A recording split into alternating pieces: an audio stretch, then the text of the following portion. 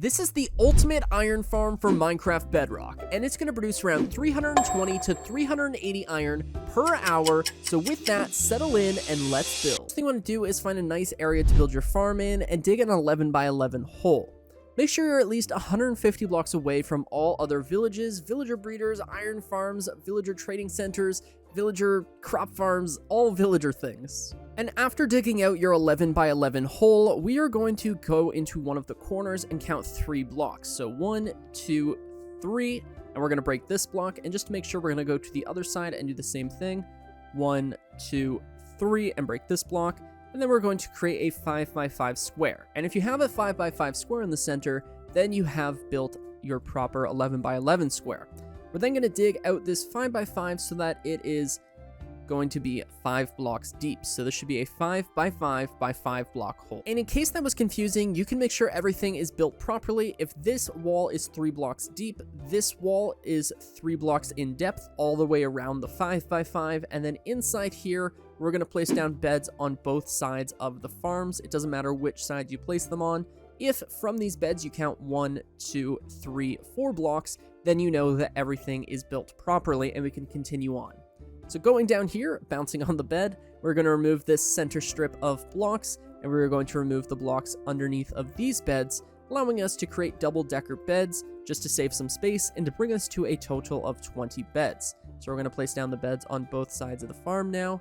Grab your blocks and place down blocks in the center strip here, just so that way nothing spawns down here. And then we're going to fill in the entire floor. We're going to come back and place down workstations in a minute, but for now, let's just go ahead and fill this entire thing in. We're then going to grab our fist, I guess, and we are going to punch the walls and remove 1 block depth. So that way we have a 7 by 7 platform on this layer. And again, there should be 1 block separating this layer and the spawn platform. So once we are done removing this, we are going to place down our workstations now. You can use any workstation you would like. I'm going to use fletching tables. Absolutely no reason other than I'm choosing to use fletching tables. And we're going to place down 3 going across here, 3 going across here, and 3 going across here. Bring us to a total of 9 workstations on the floor, leaving like a 1 block strip. And what this is going to do, it's going to allow for no overcrowding, so villagers will always have access to their workstations and will be happy. We're then going to place down workstations on both walls here, and we're going to again leave 1 block gaps. And on this last wall, we are only going to place down 2. I leave this center open, that way it's kind of symmetrical, but this really has absolutely no rhyme or reason. Like, that's not the front of the farm. You can literally choose whatever direction you want to flow the water, but yeah.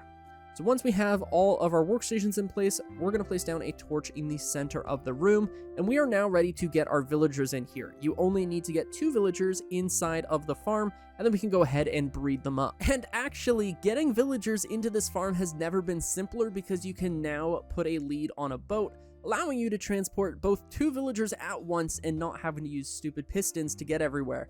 So we are now just going to drop down here and bring them into our little enclosure. And we're just going to bring them down here. Oh, threw them right at my face. Go ahead and disengage that lead. We can go ahead and remove the boat. From here now, they are going to turn into Fletchers. And if we go ahead and give them some potatoes, they are actually going to breed. So for now, I'm just going to give them 2 stacks of potatoes. Realistically, you're going to need more.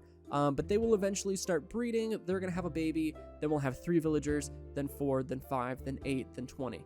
Eventually. So we're just going to breed these guys up until we have 20 villagers. And as long as you don't give them over 8 stacks of crops, they are eventually going to breed. And if you give them some space, things tend to work out, because I do believe they genuinely do get distracted if you are nearby. But as you can see, they both agree, and now we have a baby villager running around. So I'm going to get 20 villagers in here. But honestly, you can just let them breed while you continue building the farm. And truthfully, I'm just going to let them keep breeding and continue working on the farm, because if there are less than 20 villagers in the farm, that means that iron golems won't spawn, and that is going to make building a little bit easier. So the next thing we're going to do is pick the front of the farm and place down 2 hoppers like this. I've chosen to take a look at my trailer and my garden, so I think this is going to be the front of my farm. From here, I am going to grab glass and create a giant glass wall that is going to be 3 blocks tall for now. And then I'm going to grab my leaves, and I am going to place down leaves going all the way around, leaving a 1 block gap in between the glass and the leaves. that is a whole ass family. Oh my god, they have been busy. So yeah, we're just gonna let them do their thing, and we're gonna move on now. So once you have your leaves being 3 blocks tall, and same with your glass, we're gonna grab our observers now and place down observers going in between these slots right here. Now, if you're wondering what the block choice for the walls is, it is actually very well thought out. This is a 9x9 spawn platform for the iron golems, and by having the entire wall be made out of transparent blocks, we're basically upsizing it to an 11x11 platform, but again, only 9x9 being spawnable. But if these were a regular block, like cobblestone or dirt, then the actual spawn platform would be brought 1 block in, it would only be a 7x7. So this is extremely important that we replace the walls with leaves, and in the front here, observers are transparent blocks that won't catch fire. Glass is a transparent block that won't catch fire, but personally, I think that the observers just kind of border the glass and kind of make everything look a little bit cooler. All right, rant over. Now, the great thing about breeding them is that they actually won't start spawning iron golems until you have adult villagers that are working. So for now, we're just going to have cats spawning. So if you don't want to kill cats, then you should tame these 5 and bring them somewhere else in the farm, because we are going to tame 5 cats so that only iron golems spawn. But if you don't want to like try and lead these guys out, or if you do want to try and lead them out and not kill them, then go right ahead. But if you don't necessarily care, I guess, then you can kill them. I know some people really hate killing the cats, so I tried to give you guys an out there. But for now, we're just going to cover up that entire area so we have a nice flat spawn platform. We're then going to grab our signs, and we're going to place down a sign on the second glass, a sign right here, a sign right here, a sign right here, and then a sign right here, so that we have a fully encapsulated space so that we can place down a lava bucket, and that is going to be what we're using to kill off the iron golems. The next thing we want to do is get out of the farm, and now you have 2 options. You can either use something like a cobblestone wall, something not flammable, and wrap your entire farm in that, or we can build this 1 block higher, which I would do anyways because it kind of looks nicer. But once we build this 1 block taller, we're actually going to put a wooden fence going around the top, and that is going to keep things from falling in, like the pig. And that actually does matter, because that pig is going to stand on that hopper and it's going to delay the iron golems from spawning inside of the farm. So it is important that we actually do keep mobs out. And I mean, you guys haven't seen the time lapse yet, but I did accidentally have 2 chickens fall in, and I do believe that they affected the rates slightly. So this fence is important. Once you have the fence in place, we're ready to hop inside of the farm now, and unfortunately, this pig has got to go. Again, if you care about the cats, you should probably lead them out now. We're going to place down 4 blocks on the edge, 3 blocks, 2 blocks, 1 block. Same thing over here, 4 blocks, 3 blocks, 2 blocks, 1 block. And we can now place down a water bucket in both corners of the farm, and then we can go ahead and remove all of the blocks that are supporting the water, because after you have flown the water, these blocks are actually just taking up valuable space on the spawn platform. So now we officially have a 9x9 spawn platform. And yeah, if you want to get the cats out now, we're going to build an AFK room, and then we can actually just push them through. And on the outside of the farm next to the glass, we're going to dig out a 3x3 square here. But in fact, we can actually just leave the roof, because I realized we're going to leave that anyways. So we're going to leave a 2 block gap in line with the lava, and then we're going to dig down 3 blocks. So we can have a 2 block roof here, and then dig over. That's going to be our chest, and then we're going to dig out this area here, so that we can see the iron golems dying, and just make our AFK room a little bit more fancy. It's very important that this room is no taller than 2 blocks, or 2.5 blocks, so you could replace the ceiling with slabs if you wanted, but as soon as it becomes 3 blocks tall, you are then allowing iron golems to spawn inside this room with you. We're going to place down a chest right there, and let's just get rid of this while we're down here and make it a little bit nicer with a cobblestone floor. I say nicer, but then I use cobblestone. That's a bit of an oxymoron, but I actually kind of like the way that cobblestone looks. And then the last thing we have to do is throw a ladder and a trapdoor, which I guess were the only things I didn't grab for the farm.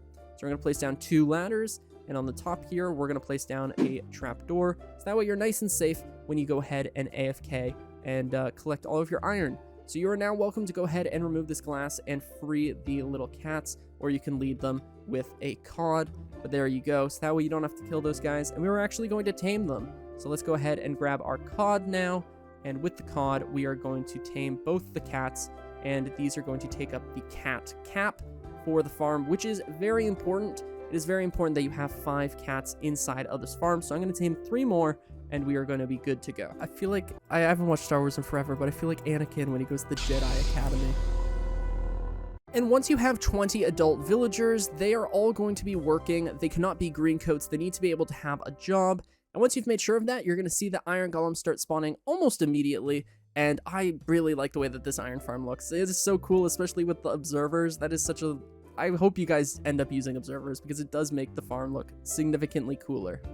And yeah, for those confused, I actually only killed... I can't believe these words sound horrible. I killed off the baby villagers because I didn't really want to wait for them to grow up. But if you're in a survival world, then you should just let them wait to grow up, and it'll take about an hour or so for them to fully mature, and then the entire farm is going to work. But I'm going to go ahead and AFK for about an hour now and see how many iron we get, and I will get back to you in a minute.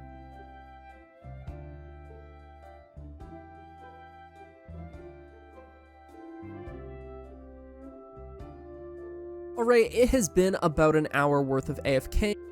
This iron farm will produce over 350 iron per hour. It works in Minecraft Bedrock and couldn't be any easier to build. We had 2 accidental chickens walk into the farm, so RIP them. Let's take a moment to appreciate them. Send your condolences in the comments. Try and chase down that iron. So we managed to get 5 stacks and then 12. So 5 times 64 is 320, plus 12 is 332 iron per hour. And we already have another one burning up. So this is definitely one of the faster designs I have made. Theoretically, I believe this farm is capable of making about 384 iron per hour, but even at 332, this thing is absolutely incredible. And yeah, also, I just want to say a huge thank you to Arch Thunder for leaving this massive comment on my last design. This design literally would not exist without him. Just a massive thank you. You can read this if you want, but yeah. Alright, I guess I'm a ghost for this outro. I hope you guys enjoyed this video. If you did, then be sure to subscribe and leave a like. My name is 1UpMC. This world is available for download on my website, along with all of my other tutorials. Go ahead and check those out on my channel, and I will see you in the next one.